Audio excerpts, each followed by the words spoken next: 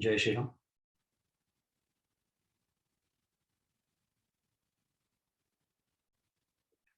ज्ञानेश्वरी भावदर्शन अध्याय 5.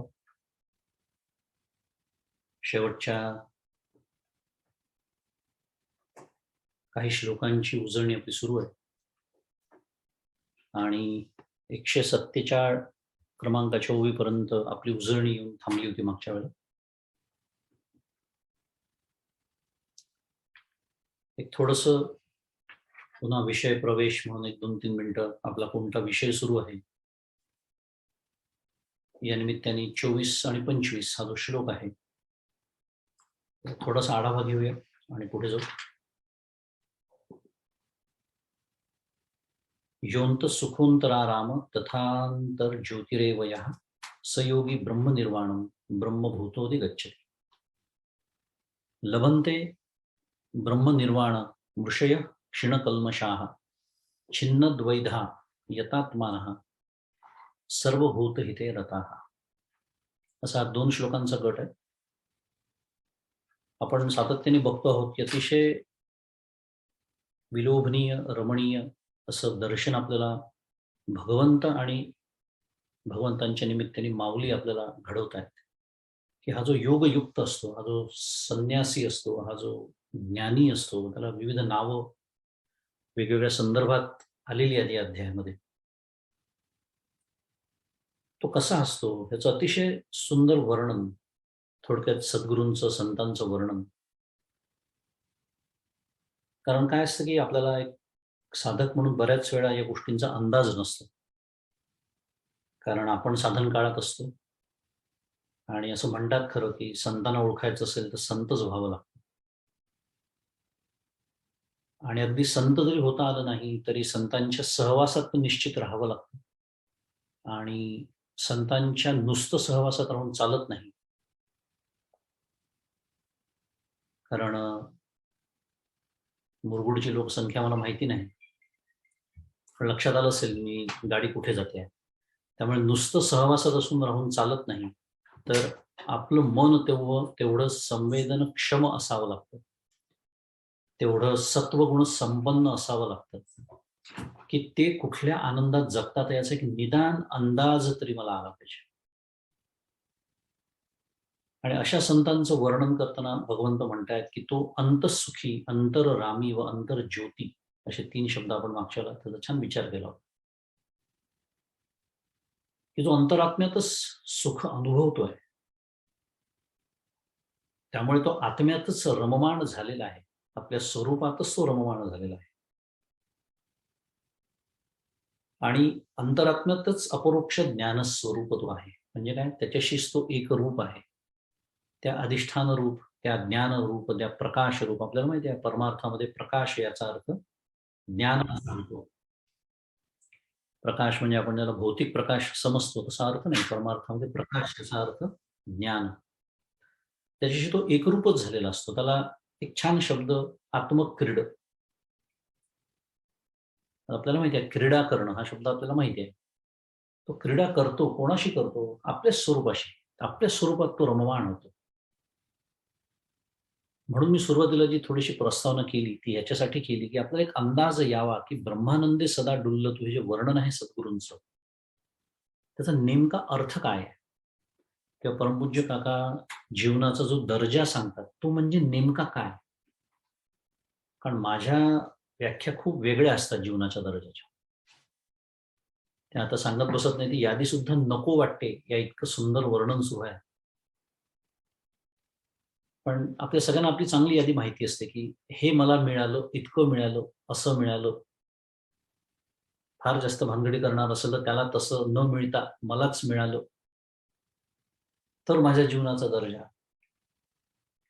तर मिळालं नाही का, भरपूर मिळालेला आहे, मग उंचावलाय का जीवनाचा दर्जा. शांती, तृप्ती, निर्भयता किती वाढली आहे आयुष्यामध्ये, समाधान. हे जेव्हा निकष आपण लावून पाहतो तेव्हा लक्षात येतं की कुठेतरी आपल्या व्याख्या चुकतात आहेत, कुठेतरी आपण चुकीच्या मार्गाला लागलेलो आहोत, कुठेतरी आपल्याला भ्रम झालेला आहे की हे सगळं मिळालं जसं पैसा मिळाला की सुख मिळेल, आनंद मिळेल. मिळाला का विचार करू शकतो आपण. जीवन आपलं सोयींनी अगदी परिपूर्ण आहे. काही वादच नाही त्या बाबतीमध्ये. जेवढे धनसंपत्ती जास्त, तेवढ्या सोयी जास्त. पण सोयींचा पण एक पॉइंट ऑफ डिमिनिशिंग रिटर्न असतो. त्याच्या पलीकडे अजून किती सोयी असणार आहे आयुष्यामध्ये?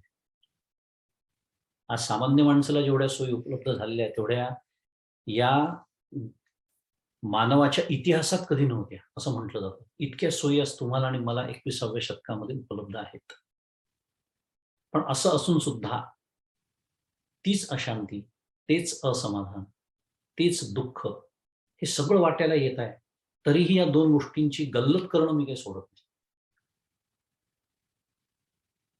पुन्हा हे सगळं बोलण्याचं कारण असं, की हे जोपर्यंत मी सावध होत नाही, साक्षेपी होत नाही, दक्ष होत नाही, तोपर्यंत हे जे वर्णन सुरू आहे संतांचं, सद्गुरूंचं, महात्म्याचं, संन्याशाचं, युक्त योग्याचं, ते मला अंदाजच लागणं शक्य नाही आज.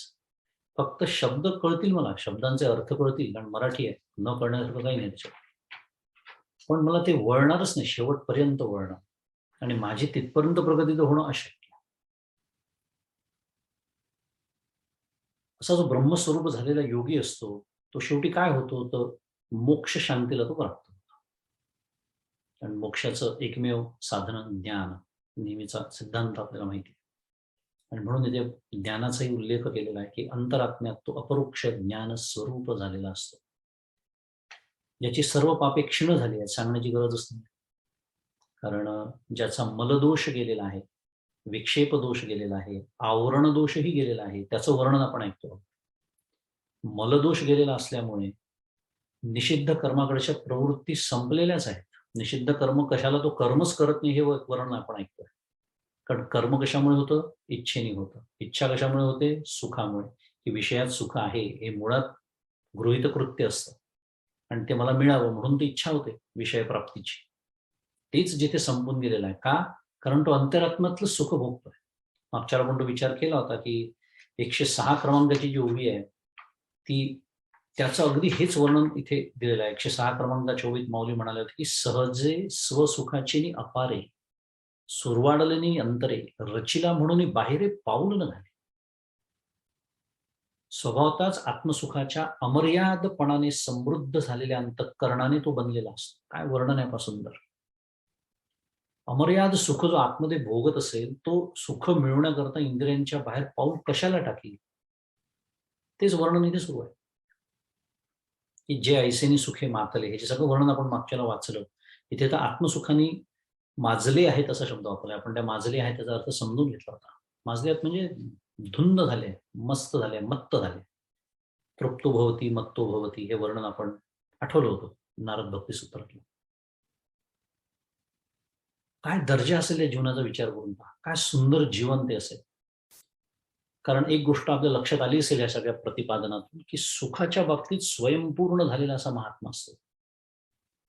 आणि मी सुखाच्या बाबतीत ते स्वतंत्र आहे सुखाच्या बाबतीत आणि मी परतंत्र आहे. कारण माझं सुख सारखं कधी ना कधी, कोणावर तरी, कधी ना कधी नाही, सदैव, चुकलं शब्द थोडासा, सदैव कोणावर तरी, कशावर तरी अवलंबूनच आहे. असं झालं तर मी सुखी, तसं झालं तर सुखी, तो तसा वागला तर मी सुखी, ती तसं माझ्याशी बोलली तर मी सुखी, ऑफिसमध्ये असं घडलं तर मी सुखी, घरात तसं नाही घडलं तर मी सुखी. किती जरतरचा कार्यक्रम आहे. आणि म्हणून सारखी हुलकावणी देत असतं ते सुख आणि भेटतं एखाद्या वेळेस ही दुःख मिश्रित होऊनच भेटतं. बरं नाही एखाद्या वेळेस भेटलं अगदी म्हणूया, अगदी मिळालं हवं तसं सुख, संत हो. आपण तो विचार करून चुकलेला आहे. विनाशी आहे. आद्यंतवंत कोणते न तेषु रमते बुधा. आद्यंतवंत आहे, त्याला आदी आहे, त्याला अंत आहे. इतकं सगळं कळून सुद्धा आपण सावध होत नाही. पण असा जो योगी असतो, जो सावध होतो, जो साधक सावध होतो, तो शेवटी योगी होतो. कर्मसन्यास घडतो आणि मग जे ऐसिनी सुखे मातले, आपण पाची आपण गुंतले, असं त्यांचं वर्णन जे केलं जातं ते माझंही वर्णन होऊ शकतं. मुद्दा हा सुरू आहे. आपण नेहमी एक साधक म्हणून प्रथम पुरुषी एकवचनी विचार करतो. करायला हवा असं परमपूज्य डॉक्टर काका सांगतात. कारण आपल्याला पंडित व्हायचं नाही, आपल्याला काय व्हायचं आहे, जीवनमुक्त व्हायचं आहे. आणि मग फार सुंदर बहार आणली माऊलींनी पुढे 138 मध्ये की आनंदाचे अनुकार, सुखाचे अंकुर, महाबोधी विहार. मी फक्त विशेषण वाचतोय, पूर्ण ओवी वाचत आहे. आणि पुढे तर माऊली अगदी तल्लीन होऊन गेली ते वर्णन करण्यामध्ये. आणि मग निवृत्तीनाथांना आठवण करून द्यावी लागेल की अरे, आपली कथा जी सुरू आहे ती गोपाळकृष्णाची भगवद्गीता भावार्थ दीपिका, ज्याचा भावार्थ तू सांगतोयस, ती कथा सुरू आहे. आणि तू नेहमी हरवून जातोस कधी संतांचं वर्णन करण्यात. का नाही हरवणार? वर्णनच इतकं विलोभनीय आहे. पण माऊलींना सुद्धा आठवण करून देण्यात आली. माऊली पुन्हा कथेकडे परत आले होते आणि तरी सुद्धा पुन्हा 145 क्रमांकाच्या ओळीत म्हणालेच काय, की जो शुद्ध अशा आत्मप्रकाशाने जो हे विश्व आपलेच स्वरूप आहे असे पाहतो, हे विश्वची माझे घर, ऐसी मती जयाची स्थिर. किंवा नेहमीची ओवी आपली आवडती, हे समस्त ही श्री वासुदेव, ऐसा प्रतिती रसाचा ओतला भाव. असं ज्याचा अनुभव आहे तो देहाने देखील परब्रह्म आहे असं का म्हणता येणार नाही, सांगा बरं. आपण मागच्याला मुंडकोपनिषदातला ती श्रुती बघितली होती. स यो हवै तत् परमम ब्रह्मवेद ब्रह्मैव भवती, असं मुंडकोपनिषद सांगतं. देहासकट तो ब्रह्म होतो. का नाही होणार? कारण देह या जगताचाच भाग आहे आणि संपूर्ण जगताचं जे अधिष्ठान आहे त्याच्याशी तो एकरूप झालेला आहे. मी नेहमी सांगतो की सद्गुरूंच्या पायावरती डोकं ठेवताना काय भाव असले पाहिजे मनामध्ये. नुसतं नमस्कार करायचा असतो म्हणून नमस्कार करणं वेगळं, आणि हा तो देह ज्याच्या या उपाधी म्हणजे गुप्त चैतन्य असे सर्व गत ज्यांनी जाणलेला आहे, त्या संपूर्ण शरीरभर पसरलेल्या अंतःकरणामध्ये जो आत्मप्रकाश फाकला आहे चिदाभासाच्या रूपाने, या संघाताला जीव म्हणतात, तो जीवभाव ज्यांनी सोडून दिलेला आहे आणि संपूर्ण शरीरभर नव्हे, या शरीराच्या सापेक्षतेने ज्याला आत्मा म्हणतात आणि निरपेक्षतेने ज्याला ब्रह्म म्हणतात, तसं प्रत्यक्ष त्या तत्वाशी एकरूप झालेलं ज्या देहामध्ये हे झालेलं आहे, तो हा देह, त्यांच्या पायावरती मी डोकं ठेवतो. ब्रह्मवेद ब्रह्मैव भवती, ही भावना असली पाहिजे सद्गुरूंना नमस्कार करून. तर तो नमस्कार आशीर्वादास्पद प्राप्त होतो. नाहीतर ते फक्त एका देहाने दुसऱ्या देहाला केलेला स्पर्श ठरतो तो फक्त, बाकी काय.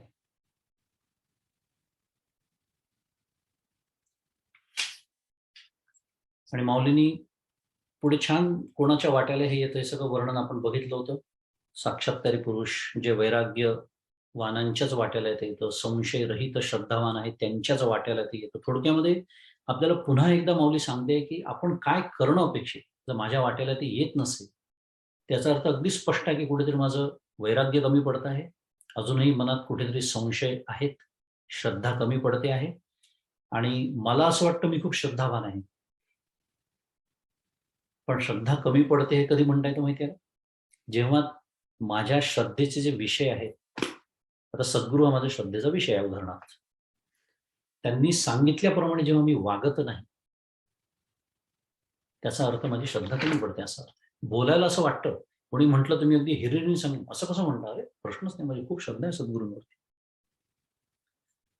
माझं श्रद्धा आहे तर त्यांनी जसं सांगितलंय तसं मी वागतोय का?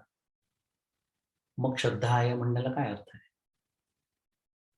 त्यामुळे कुठेतरी हे जे निकष आपल्या समोर ठेवले आहेत कुठेतरी आपण कमी पडतो, आणि म्हणून अजून तत्व साक्षात्कारी पुरुष हे जे वर्णन आहे त्याच्यात मी बसत नाही.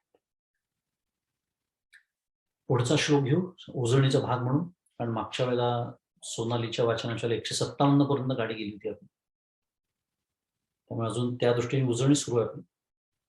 काम क्रोध वियुक्तानाम यतीनाम यतचेतसा अभितो ब्रह्मनिर्वाणम वर्तते विदितात्मनाम. आली पुन्हा गाडी. हे दोघं जण तर कधी पाठ सोडतच नाही आपले. कोणती? काम आणि क्रोध. आणि त्यांचा इतके वेळा उल्लेख येतो, याचा अर्थ समजायला पाहिजे की आपले शत्रू जबरदस्त कोणते आहेत, खरे शत्रू कोण असतील आणि ते किती जबरदस्त आहेत, त्यांचं इतके वेळा समाचार भगवंतांना सुद्धा घ्यावा लागतो, दिसताय कारण त्यांना. त्यामुळे जे कामक्रोधांनी रहित आहे, ज्यांनी चित्ताचा निग्रह केला आहे, ज्यांनी परमात्म्याला जाणले आहे, अशा साक्षात्कारी यतींना, यतीना यतचेतसाना म्हटलेलं आहे, देह असताना जीवनमुक्ती आणि देह नसताना विदेह मुक्ती, अशी दोन्ही प्रकारची ब्रह्मस्वरूप मुक्ती आहे. तिथे अभितः हा जो शब्द आहे ना, अभितो ब्रह्म निर्माण, अभितः याचा अर्थ उभयता, उभयता याचा अर्थ दोन्ही प्रकारची मुक्ती. कोणती दोन? तनुत्यागे विण, अमूर्ताचे गुण. पाठ झाले, सगळेजण बोलतायत, मग दिसतंय कॅमेरावर, याचा अर्थ पाठ झालेली आहे. दिसती संपूर्ण योगयुक्ता ही आहे जीवनमुक्ती. तनु त्यागे विण शब्दच आहे माऊलींच्या सुरुवातीला. अजून तनुचा त्याग केलेला नाही, झालेला नाही प्रारब्धवशामध्ये, पण मुक्त आहे, त्याला म्हणतात जीवनमुक्त. आणि देह पतनानंतर पुन्हा येणे नाही, त्याला म्हणायचं विदेह मुक्ती. अशी दोन्ही प्रकारची मुक्ती त्यांना लाभते. पण कोणाला? मूळ मुद्दा तोच आहे, काम क्रोधांनी रहित, ज्यांनी चित्ताचा निग्रह केलेला आहे. मागच्या आपण खूप छान व्याख्या बघितल्या होत्या. आचार्यांच्या भाष्यामधल्या कामाची व्याख्या काय आहे, क्रोधाची व्याख्या काय आहे, हे सगळं आपण मागच्या बघितलं होतं. तर पटकन त्याची आठवण करून देतो. संस्कृत श्लोक वाचत नाही, मागच्याला वाचले होते. पण एखादा अनुभवलेला सुखदायक इष्ट विषय जो असतो, तो इंद्रिय गोचर झाला समजा, किंवा त्याच्याबद्दल ऐकलं, किंवा त्याचं स्मरण झालं, तर तो मिळवण्याची जी एक जबरदस्त इच्छा, त्याला म्हणायचं काम. व्याख्या पुन्हा एकदा आठवण करून दिली. कशासाठी? माझ्या अंतःकरणात हे जे कामाचा जो प्रचंड गोंधळ आहे, तो कमी कसा करता येईल याच्यावरती मला काम केलं पाहिजे. हा काम वेगळा बरं, हे करणं. काम इथे काम याचा अर्थ करणं. आणि ह्याच्या आड जे येईल त्यानंतर माझ्या चित्ताचं जे होतं त्याला क्रोध, आणि याचे वेग आवरणारा जो असतो तोच योगी असतो, असं मागच्या वर्णन आपण वाचलं. आणि ते पुन्हा त्याचा उल्लेख झालाय, काम क्रोधांनी रहित. काय आहे? खरं सांगायचं झालं तर आपल्याला माहिती आहे, नेहमीच आपण तो विषय पाहतो की साधनेचे दोन भाग असतात, एक बहिरंग आणि अंतरंग. आपल्याला माहिती आहे, पुष्कळ वेळा आपण पाहिलेलं, अंतरंगाचे पुन्हा दोन प्रकार, अप्रत्यक्ष आणि प्रत्यक्ष. बहिरंगामध्ये चित्त शुद्धी आणि चित्त शांती, म्हणजे वेद विहित कर्म, म्हणजे निष्काम कर्माने काय होतं? चित्त शुद्धी होते. निष्काम उपासनेने काय होतं? चित्त शांती होते. म्हणजे खरं सांगायचं तर हे जोपर्यंत होत नाही तोपर्यंत खऱ्या परमार्थाला सुरुवातच झालेली नसते. मुद्दा मला तेवढा सांगायचा होता. आणि हे आत्ता का आठवलं तर काम क्रोध, ज्या अर्थी काम आहे, ज्या अर्थी क्रोध आहे, ज्या अर्थी उरलेले षड्रिपू आहेत, हे दोघं जण मी नेहमीच सांगतो, ते आले की समजून घ्यायचं उरलेले 4 शेपूट आहेच, मदमोह मत्सर वगैरे. अजून अजून त्याच्यात शोक मोह भय चिंता वाटेल ते आपण त्याच्यामध्ये आणू शकतो. पण हे जोपर्यंत आहे तोपर्यंत चित्त शुद्धी झालेली नाही, चित्त शांती झालेली नाही, याचा अर्थ खऱ्या परमार्थाला सुरुवातच झाली. परमपूज्य मंदातांचा दृष्टांत सांगतो. स्वयंपाकाला सुरुवात कधी होते? जेव्हा चूल पेटवली जाते किंवा गॅस सुरू केला जातो, त्याच्यावर पातेलं ठेवून कशाचं तरी आधणं ठेवलं जातं, काहीतरी भात शिजायला टाकला जातो, किंवा तवा ठेवून पोळी भाजायला घेतली जाते लाटून, त्याला म्हणायचं स्वयंपाकाला सुरुवात झाली. बरोबर?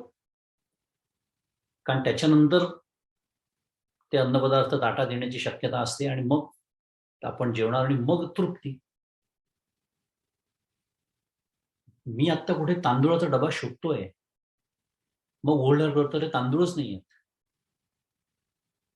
गहूच नाही आहेत, कणिक संपली आहे. कॅश अँड कॅरी 9 वाजता उघडतं, आत्ता 7च वाजलेले आहेत, वाट बघा 2 तास. हे जे वाट बघणं आहे स्वयंपाकाचाच भाग आहे. हा आहे चित्तशुद्धी आणि चित्तशांतीचा टप्पा, प्रांत आहे. स्वयंपाकाचाच भाग आहे तो. कारण जोपर्यंत मी जाऊन दुकानामध्ये कणिक आणत नाही, गहू आणत नाही, डाळ तांदूळ आणत नाही, तोपर्यंत स्वयंपाक होऊ शकत नाही. हे तितकंच सत्य आहे. पण हे म्हणजे स्वयंपाक नव्हे. हे मी का सांगतोय? मी जर अजून कामक्रोधामध्येच गटांगळ्या खात असेन, तर मी अजून किती दूर आहे याचा अंदाज या. आणि किती झडझडून व्हायला निघ. किती घाई करण्याची आवश्यकता आहे. कारण काळ, काम, वेगाचं गणित आपलं आपण मांडू शकतो. नेहमीच तो आपला विचाराचा मुद्दा आहे तो. आणि हे कशासाठी? तर जोपर्यंत चित्त शुद्ध आणि शांत नसतं ना, दर्शन अस्पष्ट असतं. चित्तामध्ये जोपर्यंत हेलकावी सुरू आहे, चित्त माझं अस्थिर आहे, चित्त स्थिरच नाही आहे, ते एकाग्र कसलं करणार डोंबल्याचं? आहे पुढे तो विषय येणारच आहे, आपल्याला बघायचंच आहे, ध्यानाचा विषय. चित्ताला हेलकावे जर बसत असतील कामाचे, क्रोधाचे, लोभाचे, मद, मोह, मत्सर, भय, चिंता, हे सगळं जर सुरू असेल तर दर्शन होणं शक्यच नाही. आणि जरी थोडी प्रगती त्याच्यात झाली तरी दर्शन अस्पष्ट आहे. आणि अस्पष्ट दर्शनात कधीच आनंद नसतो. व्यवहारातली उदाहरणं आठवा.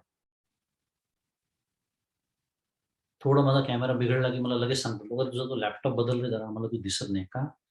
समाधान होत नाही. समोरचं चित्र जोपर्यंत स्पष्ट दिसत नाही, स्पष्ट ऐकू येत नाही, तोपर्यंत आपलं समाधान कधीच होत नसतं. एखादं प्रवचन रेकॉर्ड झालं मंदाते काकांचं.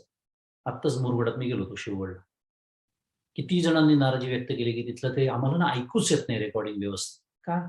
अस्पष्ट ऐकू येत आहे. ऐकू येत कसं नाही, आहे ना रेकॉर्ड झालेलं.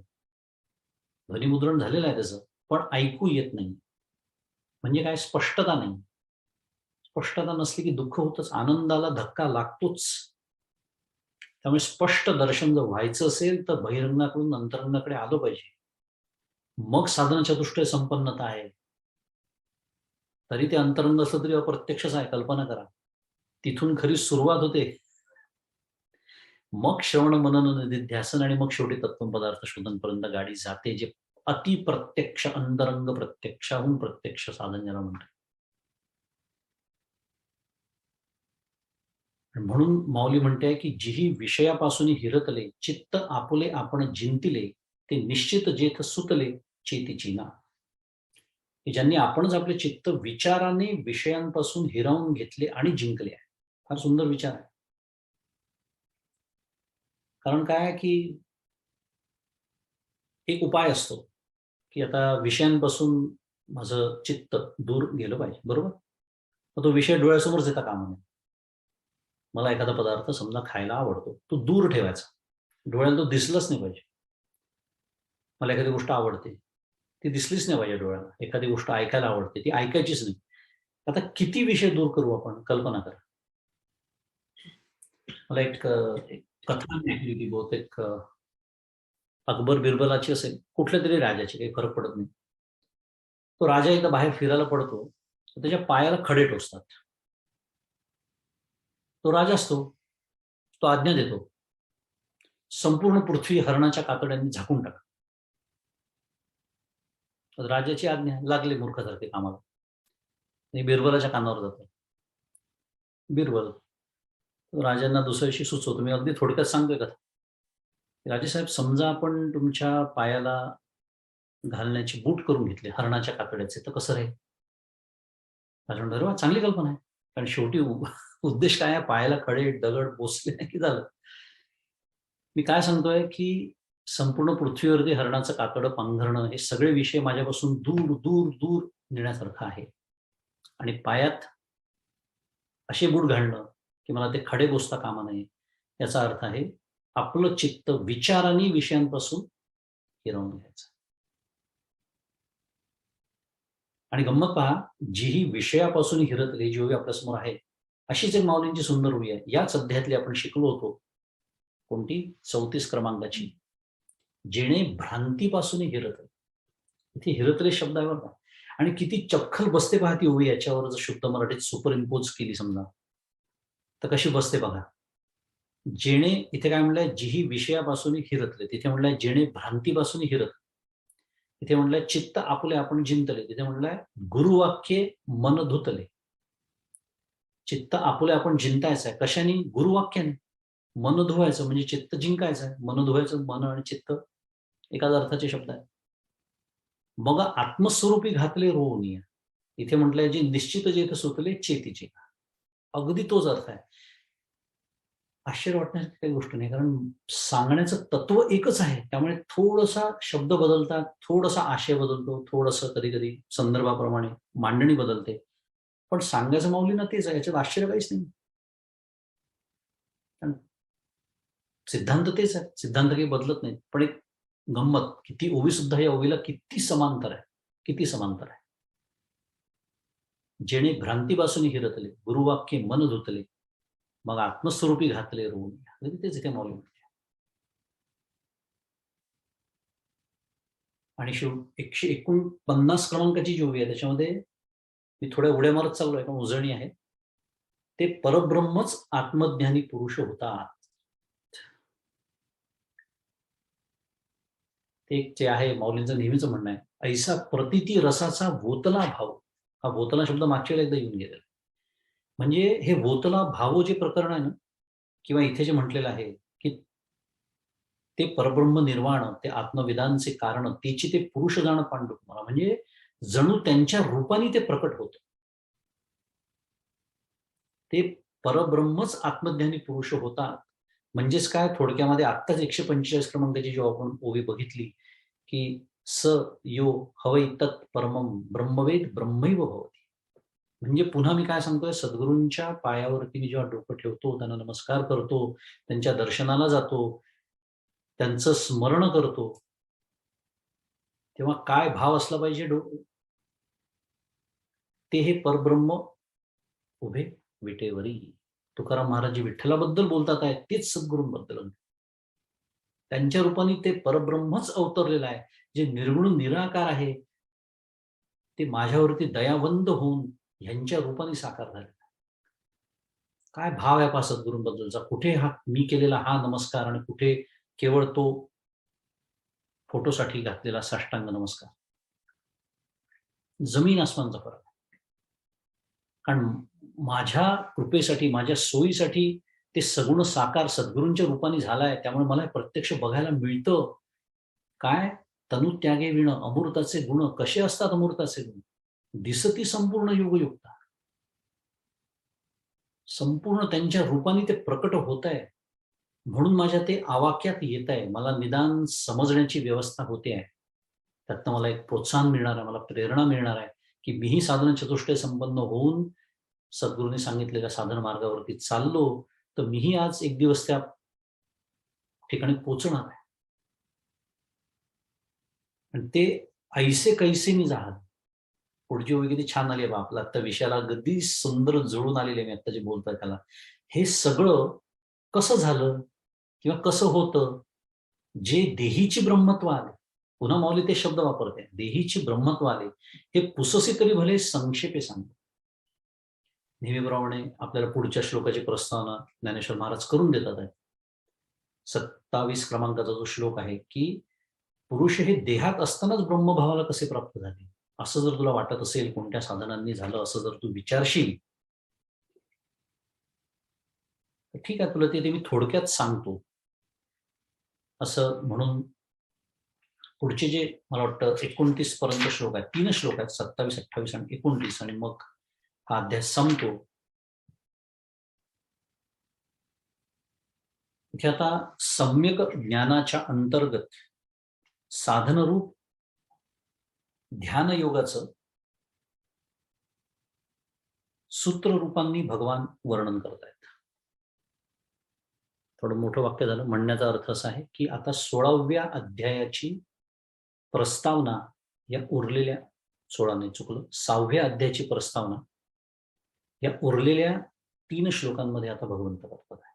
फक्त ती सूत्र रूपाने करतात आहे. मी आता जे वाक्य म्हणालो त्याचा अर्थ असा आहे की 6व्या अध्यायामध्ये ज्या अष्टांग योगाचं, ध्यान योगाचं वर्णन आता येणार आहे, त्याचं सूत्र रूपाने फक्त या पुढच्या 3 श्लोकामध्ये आता, किंवा 2 म्हणूया, तिसऱ्यामध्ये काय होतं ते सांगितलेलं आहे. या 2 श्लोकांमध्ये 27 आणि 28 मध्ये आता भगवंत वर्णन करतात आहे. कारण माऊलींनी सुद्धा काय म्हटलं 150 क्रमांकाच्या ओळीत, की आता हे म्हणजे थोडक्यामध्ये आत्तापर्यंतचे जे श्लोक होते, हे जे वर्णन मी म्हणतोय सारखं अत्यंत विलोभनीय, रमणीय, अतिशय सुंदर संतांचं योग्याचं जे वर्णन आहे, त्याला आपण जर व्हॉट असं म्हटलं, what is going to happen exactly, आता हाऊ पार्ट सुरू होत आहे. How is it going to happen, how did they make it happen. तो जो हाऊ पार्ट आहे म्हणजे थोडक्यामध्ये साधनेचं आता विवेचन होणार आहे या 3 श्लोकांमध्ये आणि 6वा जो आपला अध्याय आपण आता घेणार आहोत नंतर त्याच्यामध्ये. आणि म्हणून अशी सुरुवात माऊलींनी पण करून दिली, की हे ब्रह्मभावाला कसे प्राप्त झाले, कोणत्या साधनेने प्राप्त झाले, त्याचं उत्तर आता भगवान 27व्या श्लोकात देत आहेत. पुन्हा तुमचं वाचन सोनाली वाचत असताना झालं होतं, 157 पर्यंत तुम्ही आले होते. स्पर्शान कृत्वा बहिर्बाह्याश्चक्षुश्चैवान्तरे ध्रुवो प्राणापानौ समौ कृत्वा नासाभ्यंतर चारिणौ. पदच्छेद आहे की स्पर्शान कृत्वा बहिः बाह्यान चक्षुः चैव अंतरे प्राणापानौ समौ कृत्वा नासाभ्यंतर चारिणौ.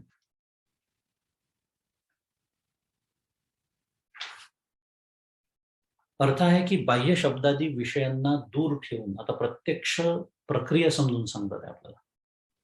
बाह्य शब्दादी विषयांना दूर ठेवून 2 भुवयांच्या मध्यभागी डोळ्यांची दृष्टी ठेवून प्राण आणि अपान यांना ऊर्ध्वगती व अधोगती प्राप्त न होऊ देता त्यांना सम करून व नाकातच कुंभकाच्या द्वारा गमनशील करून असं म्हणून हा विषय त्या अर्धवट सोडला आहे आणि तो विषय पुढच्या 28 क्रमांकाच्या श्लोकात पूर्ण केलेला आहे. बघूया आपण थोडासा विचार करून मग पुढच्या श्लोकाकडे जाऊ. बाह्य शब्दादी विषयांना दूर ठेवून. पहिल्याच बॉलवरती गुगली, कारण बाकी सगळं कळतं मला, मांडी घालून बसता येतं, डोळे मिटता येतात, प्रयत्न करून 2 भुवयांच्या मध्ये इथून साधारण नाकाची सुरुवात होते अशा ठिकाणी लक्ष केंद्रित करता येऊ शकतं, एक काही क्षण म्हणा, काही मिनिट का होईना. पण गडबड कुठे होते? बाह्य शब्दादी विषयांना दूर ठेवून तिथेच मी घसरतो. आणि खरं सांगायचं तर इथून हा जो ध्यानाचं जे वर्णन आहे, मी जसं म्हणालो, श्रवण मनन निधिध्यासन काय आहे? अंतरंग प्रत्यक्ष साधन. मगाशी मी उल्लेख केला, श्रवण मनन निधिध्यासन. निधिध्यासनलाच प्रसंख्यान म्हणतात, त्यालाच ध्यान म्हणतात. हे अंतरंग प्रत्यक्ष साधन जर सिद्ध करायचं असेल तर त्याच्या आधी माझी ही आधीची उरलेल्या साधनेचा अधिकारी मी असलो पाहिजे. ती साधन माझी पूर्ण झाली असली पाहिजे, तर याचा अधिकारी मी असतो. पुन्हा गाडी मी तिथेच नेतोय, कुठे? बहिरंगापासून सुरुवात करून चित्तशुद्धी, चित्तशांती आणि नंतर विवेक, वैराग्य, समाधिषटक, मुमुक्षुत्व, हे जे साधन चतुष्टय संपन्नता आहे, हे सगळं जर करून मी ध्यानाला बसलो असेल तर हे शक्य होतं. कोणतं? बाह्य शब्दादी विषयांना मी दूर ठेवू शकतो. तर तुम्ही म्हणाला डोळे बंद केले. डोळ्यांचा विषय मी तर तसंही दूर ठेवलेलाच आहे, कारण डोळेच बंद आहेत आता, त्यामुळे मला काही दिसूच शकत नाही. बरोबर आहे. फारच हुशार असेल एखादा, तो बोसचा एखादा नॉईज कॅन्सलेशन किंवा सोनीचा एखादा घालून बसेल, तो म्हणे मला आता आवाजही येत नाही. कल्पना करायला काही हरकत नाही. अमेरिकेत तेही करावं लागत नाही, कारण इतकी शांतता असते ते, ज्याला मराठीत पिन ड्रॉप सायलेन्स म्हणतो आपण, नीरव शांतता. प्रश्न तो नाहीच आहे, प्रश्न बाहेरचा नाहीच आहे, प्रश्न आतला सुरू आहे सगळं. म्हणून आचार्य काय म्हणतात की श्रोत्रादिद्वारेण अंतर्बुधौ प्रवेशिताः शब्दादयो विषयाः तान् अचिंत्ययतो बाह्या बहिः एव कृता भवन्ति. संस्कृत आहे, अर्थ सांगतो मराठीत. आचार्य म्हणतात की शब्दादी विषय हे श्रोत्रादी इंद्रियद्वारा अंतःकरणात प्रविष्ट झाले आहेत, त्यांचे चिंतन न करणे म्हणजेच बाह्य विषयांना बाहेर काढणे होय. पुन्हा वाचतो, कारण अत्यंत मार्मिक गोष्ट आहे आपल्यासाठी साधक म्हणून. सगळ्यांची समस्या आहे, कारण मी नामसाधनेला बसलो, मी ध्यान साधनेला बसलो, तरीही माझी काय म्हणूया, एक तर यांत्रिकता येऊन जाते ध्यान साधना असेल तर, आणि नामसाधनेमध्ये ती जीभ नाम घेते, वाणी नाम घेत असते आणि माझं मन हवं तितके भरकटत असतं. त्याच्यासाठी करायचं काय आहे, तर शब्दादी विषय श्रोत्रादी इंद्रियद्वारा अंतःकरणात प्रविष्ट झालेले आहेत. मग ते कदाचित मी जसं मगाशी म्हणालो, की कदाचित इंद्रियांच्या माध्यमातून ते आतमध्ये येतही नसतील. डोळे बंद केले आहेत, आवाज बंद आहेत, कुठलेच आवाज नाही आहे, त्यामुळे कानांचा विषय नाही आहे, गंध नाही आहे कुठला, स्पर्शाचा प्रश्न नाही आणि रसनेचा तर प्रश्नच नाही, कारण मी नुसता बसतोय एकटा. असं जरी असलं तरी आतमधले जे विषय मला छळत असतात, आतमधले जे विचार अंतःकरणात अविरत आणि अनिवार्यपणे उठत असतात, तर त्यांचं चिंतन न करणं म्हणजेच बाह्य विषयांना बाहेर काढणे होय, असं कोण म्हणताय? आचार्य म्हणतात त्यांच्या भाष्यात. थोडक्यात विचार आले तरी त्याचा विचार करायचा नाही, त्याचा पाठपुरावा करायचा नाही, त्याच्याकडे दुर्लक्ष करायचं. हा विचार आलाच का बरं, असा कसा आला, नेमका आत्ताच का आला, हाही विचारच झाला ना पुन्हा, कारण त्या विचाराला घालवायच्या निमित्ताने आपण अजून नवीन विचार निर्माण करतोय, हे लक्षातच येत नाही आपल्या. आणि आयुष्यातली अनेक वर्ष साधनेची ह्याच्यातच तर निघून जातात. कारण प्रक्रिया सगळ्यांनाच माहिती असते, सद्गुरूंनी सांगितलेली आहे प्रक्रिया, पण ती करण्यामध्ये, कारण अजून साधन चतुष्टय संपन्न मी अजून झालेलो नाही. म्हणजेच काय, पुन्हा गाडी तिथेच जाणार आहे, पायाविण भिंत तातडीची.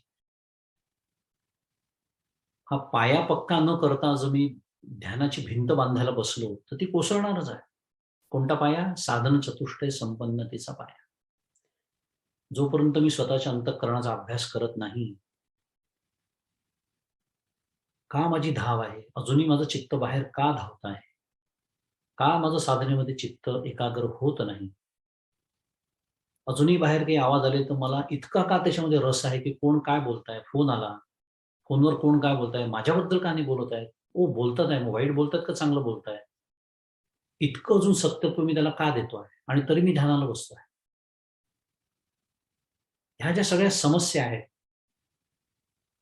असं करायचं आहे, तसं करायचं आहे, भूतकाळातल्या बुड्या, भविष्यकाळातल्या उड्या, म्हणजे बसलो ध्यानाला आहे आणि विचार सुरू आहे, ध्यानातनं उठल्यानंतर काय करायचं, इतकी वाईट अवस्था असते. कारण काय, अजूनही ती ओढच आहे, अंतरीच धावे स्वभावे बाहेर. इतकी ओढ आहे त्या बाहेरच्या विषयांची, की केवळ मला बुद्धीच्या पातळीवर कळलेलं आहे आणि पटलेलं आहे, की मी साधन करायला हवं, सद्गुरूंनी सांगितलेलं काहीतरी तसं वागायला हवं, म्हणून मी बसतो.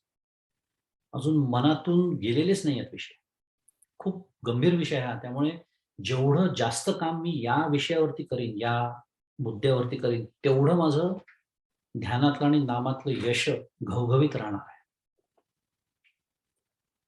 म्हणून माऊलींनी अगदी पहिली गोष्ट तर बाह्यादी विषयांना दूर सारून, आणि मग असं जेव्हा विचारांवर मला नियंत्रण मिळवता येईल, तेव्हा दोन भुवयांच्या मध्ये डोळ्यांची दृष्टी ठेवून. आता हे डोळ्यांची दृष्टी म्हणजे डोळेच तिथे म्हणजे अक्षरशः वळवले पाहिजेत, हाही एक अर्थ आहे. दुसरा अर्थ आहे की चित्ताने तिथे, थोडक्यामध्ये हे डोळे हे उपलक्षण आहे. आता बाहेरचं सगळं बंद करायचं, हा त्याचा अर्थ आहे. बाहेरचं बघणं बंद, बाहेरचे अंदाज घेणं बंद, बाहेरचं ऐकणं बंद, ज्ञान म्हणजे ज्ञानेंद्रियांनी येणारे सगळं बंद. नुसतं ते नाही तर आतले विषय सुद्धा बंद. बंद म्हणजे आपण आता शिकलो कसे बंद करायचे, ते दुर्लक्ष करायचं. ते येणार आहेत सुरुवातीच्या काळामध्ये, ते मला छळणार आहेतच. दुर्लक्ष करायचं, ते येणार आहेत आणि ते जातील. पण ते जाण्यासाठी जो काळ जाऊ द्यावा लागतो, जो काय असेल तो, कोणाचा 5 मिनिट असेल, कोणाचा 10 मिनिट असेल, कोणाचा 25 मिनिट असेल, तेवढ्यात मी उठून जातो साधनेतून. म्हणजे जिथून आता खरं साधनेचा लाभ करून घेण्याची वेळ आलेली आहे, तिथून मी उठून जातो. का? कारण चित्त लागतच नाही साधनेवर. त्याच्यात 10 वेळा घड्या. काही लोक तर गजर लावून बसणारे पाहिलेले आहेत. गजर लावून साधना करणारे तर मला कधीच कळले नाहीत. बहुतेक कदाचित माझी प्रगती नसेल झाली, तेवढी त्यांचं असं असेल की आपलं देहभान विसरलं तर देहभानावर येण्यासाठी गजर लावत असतील. ते सांगता येत नाही. असतील, असू शकते अशी प्रगती. तसं असेल तर भाग वेगळा आहे. पण अर्ध्या तासात उठलं पाहिजे. कशासाठी? कुठून करायचं काय आहे? सुखासाठीच ना. तर मी सुखरूप आहे हा अनुभव घेण्यासाठीच तर मी इथे बसलो आहे. गजर कशासाठी? आणि आपल्या विचारांवरती नियंत्रण मिळवण्याचं अष्टांग योगाचं एक साधन आपल्याला माहिती आहे, ज्याला प्राणायाम म्हणतात. त्याचं एक साधारण इथे वर्णन आलेलं की प्राण आणि अपान त्यांना ऊर्ध्वगती म्हटलंय. प्राणाची ऊर्ध्वगती असते, अपानाची अधोगती असते. त्यांना सम होऊन कुंभक साधायचं. थोडक्यामध्ये आपल्याला माहिती आहे की ज्याचं आपल्या प्राणशक्तीवर नियंत्रण नाही, तो योगाचा अधिकारी नाही. योगामध्ये, अष्टांग योगाच्या अभ्यासामध्ये आपल्या नाकातनं जो श्वास बाहेर जातो, ज्याला अपान म्हणतात, तो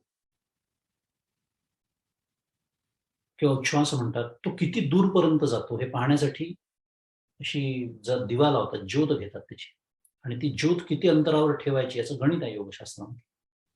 म्हणजे इतका श्वास आपला मंद असला पाहिजे. प्राणांवर नियंत्रण मिळवलं की विचारांवर नियंत्रण मिळवता येतं. हा त्याच्या मागचा सिद्धांत आहे थोडक्यामध्ये. आणि मग माऊलींनी पहिल्या ओळीत तेच म्हटलंय, वैराग्याची आधारे जी विषय दौडूनी बाहेर शरीरी एकंदरे केले मन, वगैरे वगैरे सगळं, की वैराग्याच्या बलानी पहिला शब्द आहे. अंतःकरणाच्या बाहेर विषयांना घालवून, आणि मग अभ्यासाच्या बलाने आपल्याला हे सगळं करायचं आहे. काय पुढे मग सगळं तेच वर्णन आहे की दोन भोव्यांच्या ठिकाणी पदरांची जिथे गाठ पडते त्या ठिकाणी त्या संधी भागामध्ये डोळ्यांची दृष्टी बाह्य रूपाला पारखी करून, मूळ मुद्दा काय आहे? बाह्य रूपाला पारखी करून बाहेरचं सगळं आता थांबवायचं आहे. आणि मग सांडोनी दक्षिण वाम वगैरे हे नाकाच्या उजव्या नाडीने पिंगलेनी होणारी प्राणांची बाह्य गती, हे सगळं जे आपल्याला माहिती आहे, सगळं प्राणायामाचा जो भाग आहे तो करून साम्यास आणायचा प्राणाला. आणि मग या दोन्ही वायूंना चित्तासह सुषुम्नेच्या द्वारा मूर्ध्न्याकाशाकडे वळवायचं. असं एक सूत्र रूपाने भगवंतांनी इथे साधन सांगितलंय, ज्याचं पूर्ण विवेचन आपल्या आता 6व्या अध्यायामध्ये येणार आहे. पुढे हाच विषय सुरू आहे की हे करून करायचं काय आहे. तर यतेंद्रिय मनोबुद्धी बुद्धी मुनीर मोक्षपरायण विगतेच्छा भय क्रोधो य सदा मुक्त एव सहा.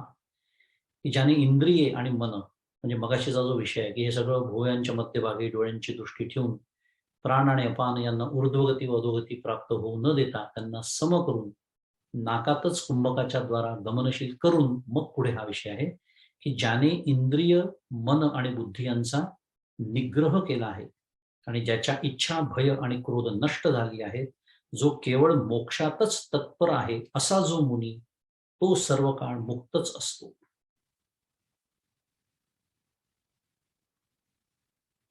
इंद्रिय, मन आणि बुद्धी यांचा निग्रह. निग्रह हा शब्द बऱ्याच वेळा येतो आपल्या वाचनात. यतानी संयतानी इंद्रियानी मनोबुद्धी असं भाष्यामध्ये आचार्य म्हणतात. त्याचा थोडक्यात अर्थ असा की याच्यावर नियंत्रण मिळवणं. कशावरती? आपल्या इंद्रियांवरती, आपल्या मनावरती, आपल्या बुद्धीवरती नियंत्रण मिळवण्याचा आपल्याला निग्रह करणं असं म्हणतात. आवडता श्लोक माझा मनाचा कोणता? उदासीनता तत्वता सार आहे, सदा सर्वदा मोकळी वृत्ती आहे. गंभीर गंभीर शब्दात उदासीनता म्हणजे उद आस, नेहमी विषय आपल्याला माहिती आहे अर्थ. ज्याने आपल्या इच्छा आकांक्षा जुगारून दिलेल्या, फेकून दिलेल्या आहेत साध्या भाषेत, त्याला म्हणायचं उद आस. उदासीन म्हणजे बॉलिवूडच्या चित्रपटांमधली ये कैसी उदासी छाई. परमपूज्य काका म्हणतात प्रवचनात, पहिले आधी कोणीतरी हो म्हटलं असतं, मग नाही म्हटलेलं असतं. त्याच्यानंतर जी येते ती उदासी नव्हे, त्याच्यामध्ये तर जबरदस्त कामना आहे. इथे एक अगदी उलटा अर्थ आहे उदास याचा. उदासीनता तत्वता सार आहे समर्थ. इतकं महत्वाचं साधन आहे उदासीनता.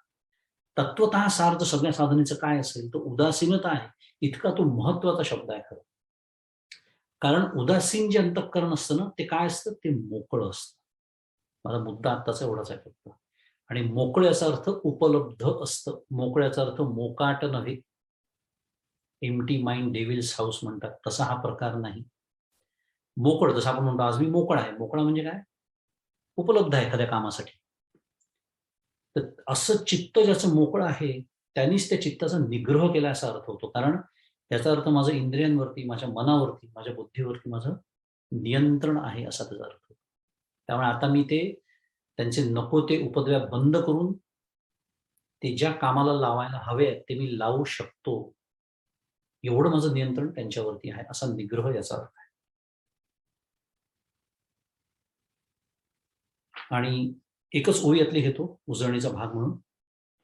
अतिशय महत्वाची ओवी आहे, कारण ध्यान मार्गामध्ये आपल्याला माहिती आहे अष्टांग योगात येणारच आहे पुढचा विषय सगळा, यम नियम आसन प्राणायाम प्रत्याहार धारणा ध्यान समाधी, 8 पायऱ्या आहेत त्याच्या.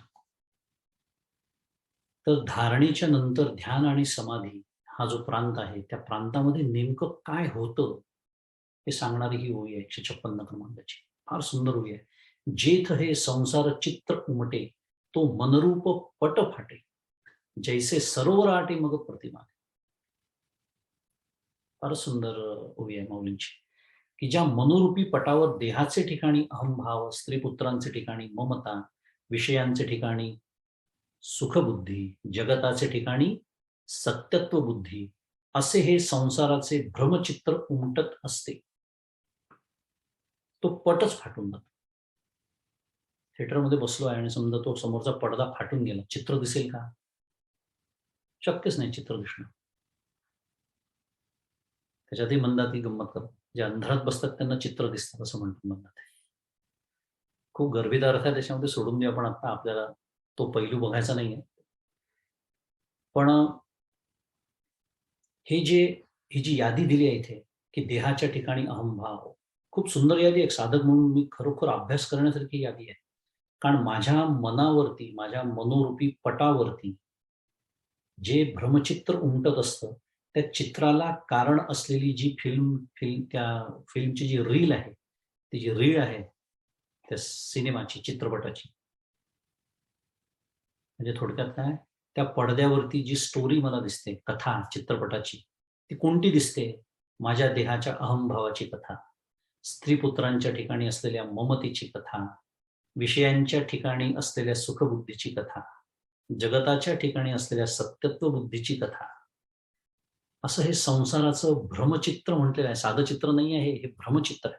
आणि इतका त्याच्यात मी गुंतून गेलेलो असतो की ते बघत असताना मी विसरून जातो की मी चित्रपट बघतोय. मी रडायला लागतो, मी हसायला लागतो, मी नाचायला लागतो. मला सुख होतं, मला दुःख होतं, इतकं मी त्याच्यात गुंतलेला असतो. इतकंही भान मला नसतं, इतकंही सत्वगुण माझा जागृत नसतो की इथून थोडं दूर होऊन की अरे, कदाचित आज मला अनुभव तो नसेल, पण संतशास्त्र सांगतायत की हे काय आहे? हे भ्रमचित्र आहे बाळा. ज्या क्षणी हा मनरूप पट तुझा फाटून जाईल, तो कधी फाटतो? विषय तो सुरू आहे आपला, तो ध्यानामध्ये फाटतो. इथे फाटणं शब्द आहे, थोडक्यामध्ये लीन पावतं अंतःकरण, लय पावतं. अंतःकरणाचा जेव्हा लय होतो तेव्हाच सगळा, खरं सांगायचं ना तर वृत्ती व्याप्तीचा विषय आहे. त्याला एक शास्त्रीय शब्द तुम्हाला सांगतो. हे जे सगळं वर्णन सुरू आहे थोडक्यामध्ये, याला वृत्ती व्याप्ती म्हणतात. आणि फलव्याप्तीची गरज नसते, आपल्याला माहित आहे. एक दिवा पाहण्यासाठी दुसरा दिवा जसा आणावा लागत नाही. फलव्याप्ती, फल याचा अर्थ तो जो अंतःकरण आहे त्याच्यामध्ये आत्मप्रकाश जो फाकलेला असतो, त्याला म्हणायचं तो आत्मप्रकाश त्याच्यामध्ये प्रतिफलित होतो. बरं का, त्याला दुसरा शब्द आहे, म्हणून त्याला फलव्याप्ती म्हणतात. त्याची गरज नसते, कारण तो ज्या अंतःकरणामध्ये फाकलेला असतो, ते अंतःकरण जेव्हा लीन होतं तेव्हा तो प्रकाश जणू काही, कारण पुन्हा ही बोलण्याची भाषा, फक्त तो येत नसतो, तो जात नसतो, म्हणून तो जणू काही जिथून येतो तिथे परत जातो. परतोनी पाठीमोरे ठाके, आपण या आपण पे देखे, देखत खेव ओळखे तत्व हे मी. ते परतोनी पाठीमोरे ठाके जे आहे ना, त्याला इथे मनरूपी पट फाटणे म्हटलेलं आहे, बाकी काही. हाच वृत्तीव्याप्तीचा विषय आहे. अज्ञानाने आवृत जो आत्मा आहे तो वृत्तीव्याप्तीचा विषय असतो, तो बुद्धीचा विषय असतो. नाही तर बुद्धी त्याला विषय करू शकत नाही, बुद्धी तिथपर्यंत पोहोचू शकत नाही. पण अज्ञानाने आवृत असल्यामुळे त्या अज्ञानाचं आवरण दूर करणं म्हणजेच हे मनरूपी पट फाडण्यासाठी बुद्धीचं साह्य घ्यावं लागतं आणि म्हणून बुद्धिनिश्चय आत्मज्ञान शिकलोय ती पण ओवी आपण. असं हे एक सुंदर ध्यानयोगाचं वर्णन इथे आपल्यासमोर ठेवलं आहे. याचं अजून स्पष्टीकरण येणारच आहे 6व्या अध्यायामध्ये. मगाशी मी जसं म्हणालो, हे सूत्र रूपाने भगवंतांनी 2 श्लोक आपल्यासमोर ठेवले आहेत आणि 157 जी ओवी मागच्याला तुम्ही जिथपर्यंत आले होते की या अवस्थेत मनाचा मनपणाच मुद्दलाच जातो. मनाचा मनपणा म्हणजे हरवून जातं मन त्याच्या कारणामध्ये लीन होतं. म्हणे मग अहमभावादी भ्रम कसे राहू शकते? कारण भ्रम कशामुळे शक्य होता? अंतःकरणामुळे. त्या अंतःकरण जर शिल्लक राहिलं नाही तर भ्रम राहतील कसे? आणि तो अनुभवी देहात असतानाच ब्रह्म होतो. आता या प्रकारे समाहित चित्त झालेल्या पुरुषाद्वारे जाणण्यास योग्य काय आहे? असं ज्याचं समाहित चित्त ज्याचं झालेलं आहे त्याने आता काय जाणण्यासारखं उरलेलं आहे हे सांगण्यासाठी आता 29 क्रमांकाचा श्लोक येतो आहे, जो 2 मिनिटं उरले आहेत त्यामुळे मी त्यात वाचण्याचं पुण्य घेतो. त्याचा विचार आपण मात्र पुढच्या वेळेला करूया. श्लोक वाचतो. भोक्तारं यज्ञ तपसां सर्वलोकमहेश्वरं सुहृदं सर्वभूतानां ज्ञात्वा मां शान्तिमृच्छति. पदच्छेद आहे त्याचा. भोक्तारं यज्ञ तपसां सर्वलोकमहेश्वरं सुहृदं सर्वभूतानां ज्ञात्वा मां शांतिम रुच्छति, असा त्याचा पदच्छेद आहे. अर्थ आहे की यज्ञ आणि तप यांचा भोक्ता, सर्व लोकांचा महेश्वर, सर्व भूतांचा मित्र अशा मला जाणून तो मुनी मोक्षरूप शांतीला प्राप्त. आता नवीन श्लोक आपण घेतोय जो तुमचा झाला नव्हता मागच्याला. शेवटचा श्लोक आहे. फार सुंदर याच्यामध्ये काही विचार आलेले आहेत. तो आपण सगळे विचार पुढच्याला घेणार आहोत. त्याचं फक्त सुतोवाच करून ठेवतो. पहिले पुष्पिका वाचतो कारण शेवटचा श्लोक आहे. इति श्रीमद भगवद्गीतासु उपनिषत्सु ब्रह्मविद्यायां योगशास्त्रे श्रीकृष्णार्जुन संवादे संन्यास योगो नाम पंचमोऽध्यायः. याच अध्यायाला आचार्यांनी प्रकृती गर्भो नाम म्हटलेलं आहे. आपल्याला माहिती आहे अनेक अध्यायांना 2-2, 3-3 नावं सुद्धा आहेत. आचार्यांनी मात्र या अध्यायाला प्रकृती गर्भ असं नाव दिलेलं आहे आणि याचं नाव आपण जे शिकतो ते संन्यास योग असं आहे. त्याच्यामध्ये एकच गोष्टीचा फक्त उल्लेख करतो आणि थांबतो की तुमच्या लक्षात आलं असेल की आतापर्यंत ज्या महात्म्याचं सगळं वर्णन आलं आहे, ध्यानयोगाच्या माध्यमातून त्यांनी ज्याचा अनुभव घेतला आहे त्यांनी आता मिळवण्यासारखं काय आहे, तर हे सांगताना हा 29 क्रमांकाचा जो श्लोक आहे त्याच्यामध्ये यज्ञ आणि तप यांचा भोक्ता, लोकांचा महेश्वर, सर्व भूतांचा मित्र अशा मला जाणून तो मुनी मोक्षरूप शांतीला प्राप्त होतो. म्हणजे थोडक्यामध्ये आता पिंडाबरोबर आता ब्रह्मांडाचा विचार आहे. म्हणजे थोडंसं बारकावे बोलतो आणि थांबतो की मी आत्मा आहे हा अनुभव आणि आत्मा ब्रह्म आहे हा जो टप्पा आहे तो हा टप्पा आहे. त्याचा उल्लेख इथे आलेला आहे. सुहृद या शब्दाचा एक खूप सुंदर शब्द आला याच्या श्लोकामध्ये. सुहृदम सर्वभूतानाम. सुहृद याचा अर्थ आपण साधारण मित्र असा घेतो, पण त्याची एक अतिशय सुंदर व्याख्या आचार्यांनी त्यांच्या भाष्यामध्ये सांगितलेली आहे. ती आपण व्याख्या पुढच्या वेळेला बघूया. आज थांबू कारण 10 वाजले आहेत. श्री ज्ञानेश्वर महाराज की जय. गोपाल कृष्ण भगवान की जय.